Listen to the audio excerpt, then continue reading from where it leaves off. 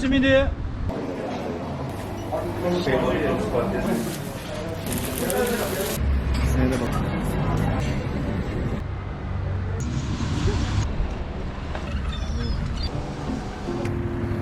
I'm invited to an event tomorrow, which First Lady attend.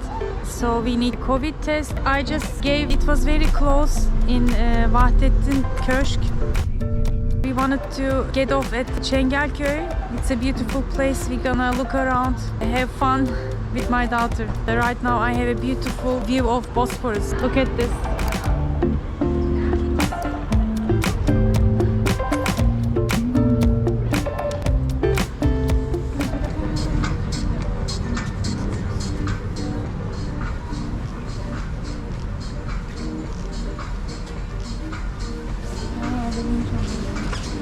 There is a Bosphorus line here in Çengelköy, but it's very local. It's hard to catch. They only put it in rush hours. When you think of street food, the first thing comes to mind is simit. Evet, lezzet dolu simidi.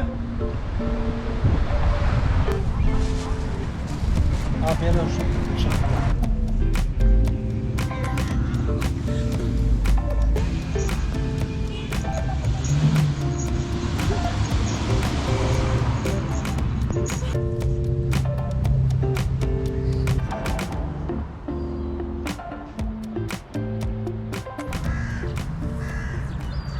I'm in front of the Kuleli Kaymak Mustafa Pasha Camii from 18th century. It's near the Kuleli High School. It is the first military high school founded in Ottoman times, again in 18th century or 19th. Anyway, you can check it, but it's so beautiful, especially the mosque. Beautiful.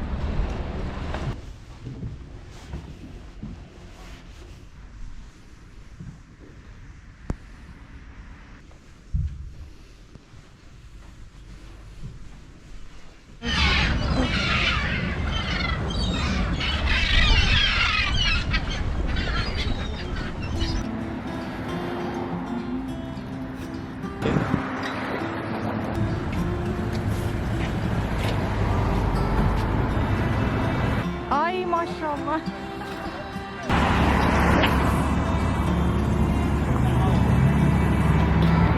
Bir tanesini çaldın, aç almaya çalıştın. Şimdi manyak. Aa, kaçırdık kız. Bak yaralandı balığı, onu yemez mi ben? Bak bak ısırdı. Orada. Aa, dalga. That bird was stealing his fishes. Bir sefer Şurada karabatak hemen doluyor. Evet. Hey, evet. Ay yazık. Tamam tamam. Bizim hevesimiz bu. We are back to Çengelköy. It's like a 10 minutes walk to Kuleli Military High School area. It was beautiful. Not many people. More relaxed. You can feel the Bosphorus, the birds, the fish, the fishermen's. It was beautiful. And now we are back to Çengelköy. We're gonna visit the famous Çengelköy börekçisi.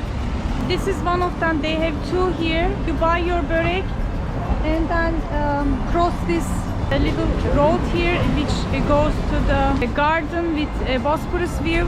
You can order your tea there and enjoy your börek. That's the kind of tradition you make here.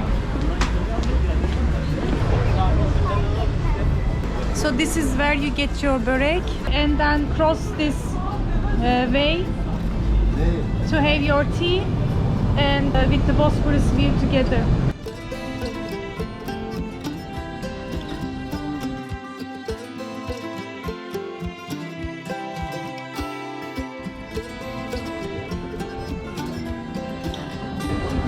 It seems very crowded since it's Saturday. What we wanna do is we are going to visit the other bigger restaurant, the börek shop, and meet with Mr. Bülent.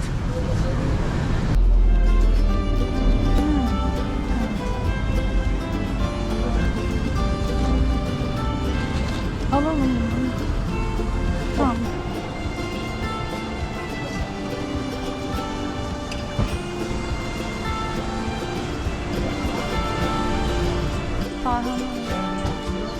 Kütahya'dan geliyor. Azmanlı tarhanası. Şimdi onun şuradan beri bunu satıyoruz. Afiyet olsun.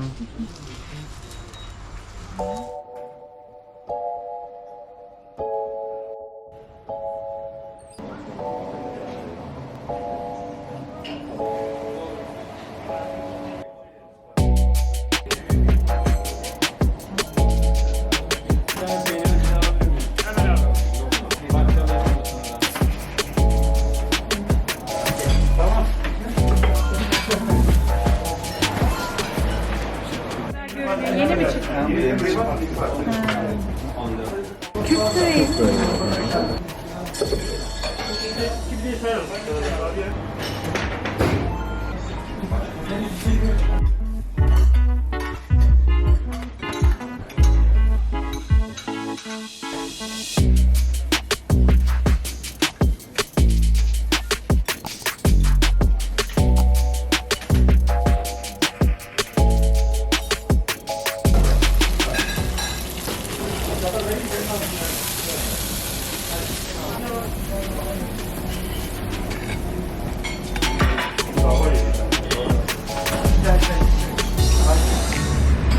Bu da sosu mu?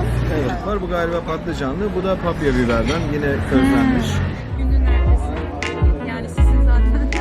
Peçeteyle ye bence. Çok daha iyi oluyor yine. Yani bence öyle, sen bilirsin. Doğru doğru.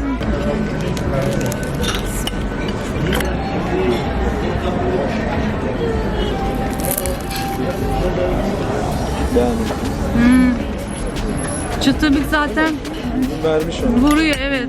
Buradaki en çıtır börek herhalde bu şimdi şu anda, değil mi? Aynen. Dışı çıtır olacak ama içine de bir lem de alacaksın. İkisinin beraber Aynen. müthiş oluyor. Aynen.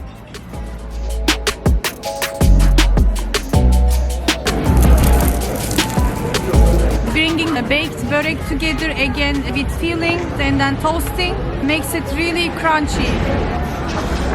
The dip sauce has yogurt, grilled eggplant, dill, probably mint. I tried with two fillings. They both are perfect. Especially I like the crunchy outside and creamy filling inside. And we were talking with Mr. Bülent.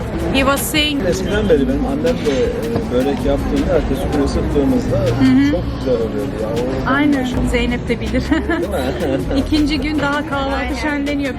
Börek günün ertesi. Aynen öyle. Yani sizin zaten. When you eat the börek second day, you toast it a little bit and it becomes like very crunchy. So that's what I thought, the same thing.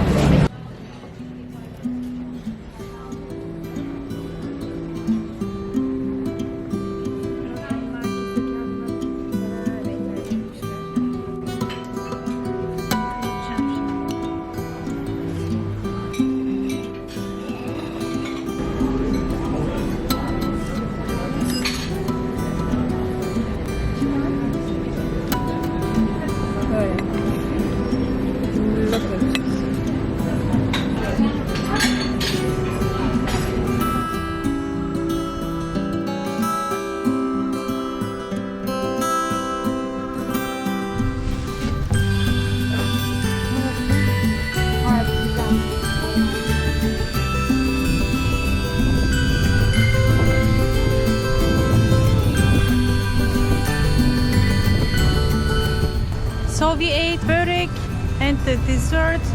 Everything was so delicious. Now we are heading to the Beylerbeyi area to have our noon prayer at Hamidi Evvel Mosque. It's here.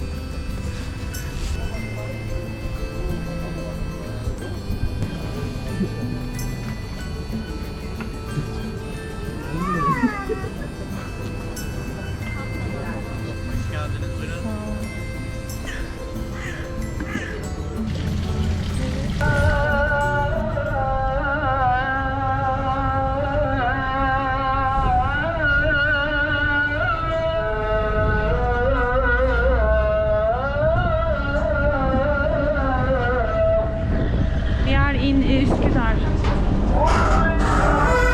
Taking the ferry to Eminönü.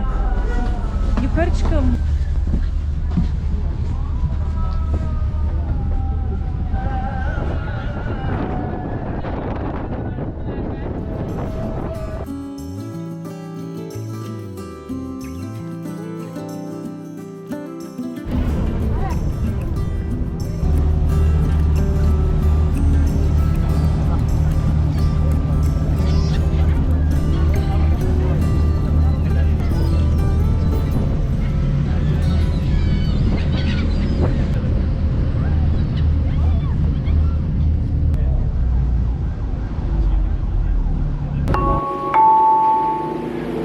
Gemimiz Eminönü iskelesine yanaşmıştır. Lütfen gemide yolcu kalın.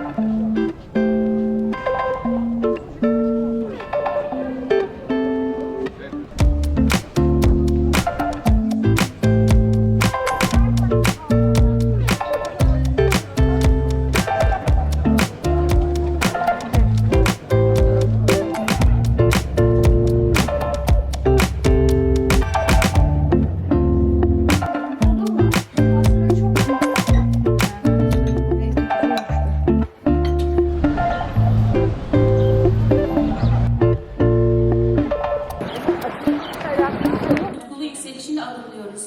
Onunla birlikte. Şule Yükselşenler. Anısıyla bile aydınlandığımız o sıcak... Ahşap evlerin sıralandığı dar ve küçük bir sokakta başlamıştı her şey. Muazzam bir çığır açtı. Öyle bir dönem geçirdik. Şule belgeseli gösterimi programı vesilesiyle sizlerle beraber olmaktan büyük bir memnuniyet duyuyorum.